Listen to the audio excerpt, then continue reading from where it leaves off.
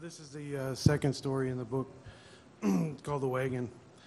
The dead seek the lowest places in Chicago. We find them in basements, laundry rooms, on floors next to couches, sticking out of two parked cars or shrubs next to the sidewalk. It is more than gravity that pulls them down, for in every dead body there is something more willfully downward, the lowest possible place, the head sunken into the chest and turned toward the floor. No matter the cause, an accident, a murder, or, as we cite on the hospitalization case report, natural causes, all bodies express this downwardness when we remove them from the cavern they have created merely by their presence, by their being. Some cops, like me, circle the periphery of the room before we encounter the body, making small talk with other cops guarding the scene, slowly putting on our gloves, unnecessarily double-checking that our path is clear. Anything to avoid the inevitable bending over the body and touching it, shaking it from this descendance it insists upon, and bringing it back into our living world, where it must be pronounced, photographed, identified, prodded, stripped, and categorized. That's great. Maybe we could just clap it up for him. Thank you very much. Thank you. So I'm going to be all over the place. I have a bunch of questions about craft that I want to talk to Marty about, a bunch of questions that I have about work, but I must start by telling you how fascinated I am with talk of the dead.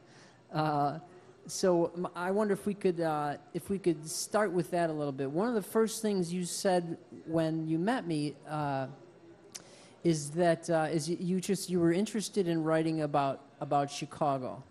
Can you start with that? In fact, throughout the book, at times I felt that it had the sort of tonal quality of Nelson Algren's City on the Make. I felt like it was a sort of poem to Chicago in some ways. Through the book, I also felt your sort of struggles with writing. I think of writing as problem solving, and I feel that as you're going through it. In fact, you called attention to it a number of times. You talked about how difficult this structure was. So why don't we start with that, with this idea of structure, how to go about telling the story that you're telling.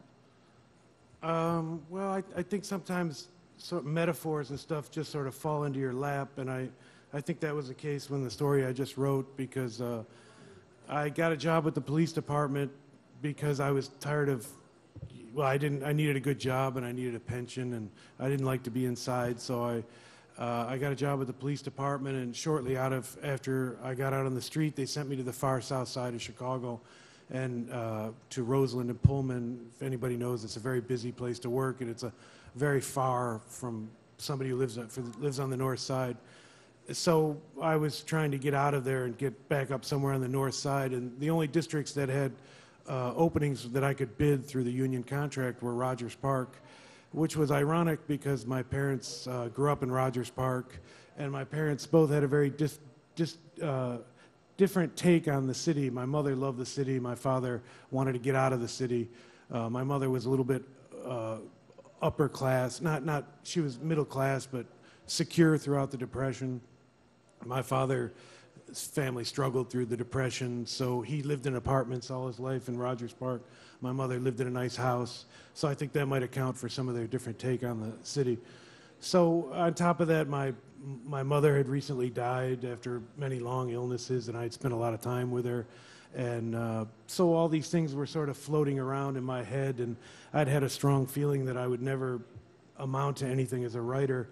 And I had said kind of, so what, you know, if being a bad writer is better than being no writer at all.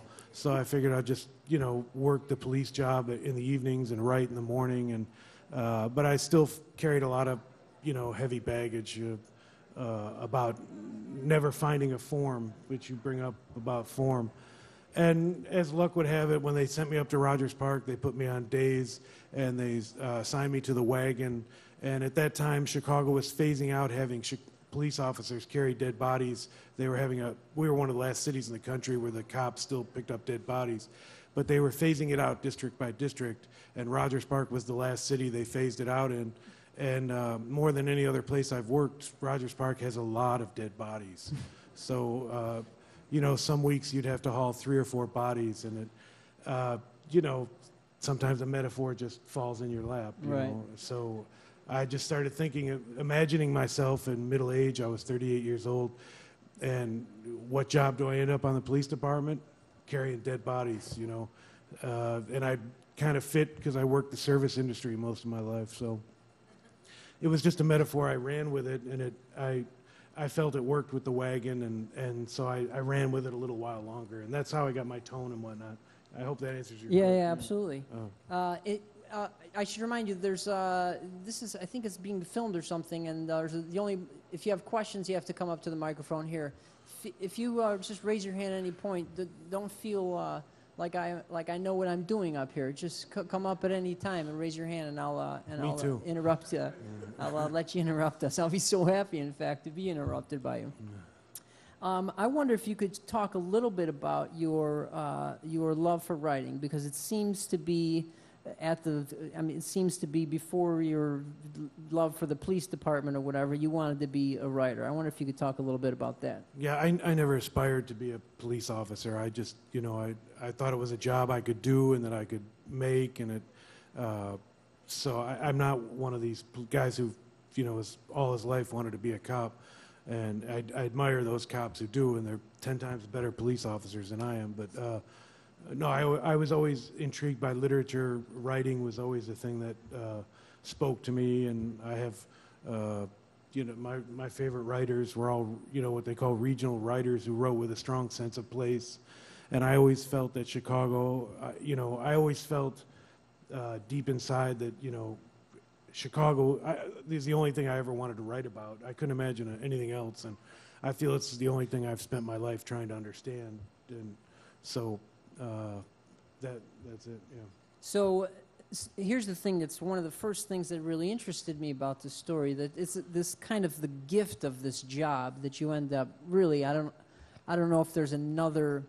I suppose that in the police department there are a number of jobs that you would have to really start thinking about the sort of meaning of life and what am I doing here and how does this sort of fit in with the larger scope of my life and that sort of thing. But all of a sudden you're sort of gifted with really a remarkable job that distinguishes you from most other people in the world, and that's making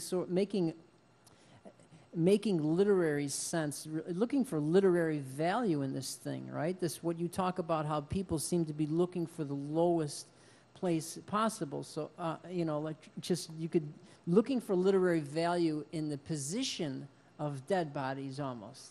Well, that actually, that did hit me. I mean, it was one of those weeks where we had 4 or 5 dead bodies, and it was winter, and each body I went to, it you know, they were all in basements, they were all underneath something, and, you know, the book really, that story about the dead really started as an angry diatribe against religion, because, you know, I was angry at the priest at my mother's funeral because I thought he was very, you know, took everything too lightly, and I didn't like the job he did. So I was kind of angry about the whole notion of life after death and resurrection, and I was thinking that maybe that, you know, maybe dying is not so, you know, maybe all the religion's a lie, you know, and I was angry with that, and I wrote it. But then I started to slowly realize that's not what I was thinking at all, that it was, yeah, but your question was about, yeah, the job,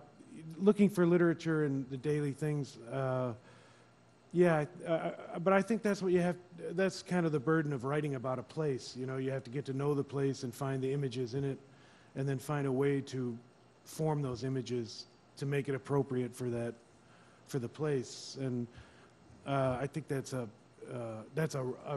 writer's dilemma, not a police dilemma. Right. I think, you know, I guess, I don't know, you know. So here's one of the things that fascinated me about it. In a sense, you want to become a writer. You also understand as you're entering the police force that this could be really interesting, right? You want to write. Not only do you want to write, but you want to write about the city. Nothing else seems to be as interesting. And then you get this job that gives you an opportunity to write about the city, but also shapes your understanding of what that city is.